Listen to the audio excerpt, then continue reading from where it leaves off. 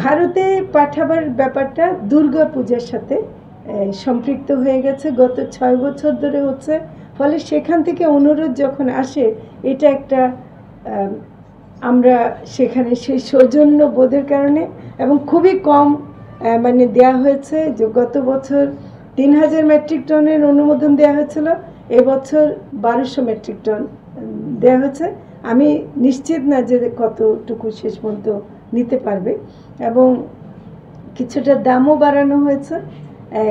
চাপটা সেই অর্থে না, এটা হলো চাপটা এভাবে যে আমরা যখন অনুরোধ আসে এবং দুর্গা পূজার মতো একটা উৎসবের কথা বলা হয়, তখন সেখানে না বলাটা একটু একটু অসুবিধা হয় আর কি। এটা অন্য একটা ধর্ম এবং অন্য আমাদের যে সম্প্রীতির ব্যাপারটা আমরা দেখাতে চাই, সেটাকে আমরা মনে করি যে এটা দেখাবার জন্য এটা করেছে।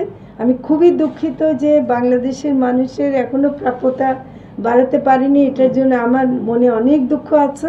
কিন্তু আমি এখনো চেষ্টা চালিয়ে যাচ্ছি। এই 19-এর মৌসুমটা শেষ হওয়ার আগে আশা করি যে বাংলাদেশের মানুষও আরেকটু সাশ্রয়ী মূল্যে পাবে।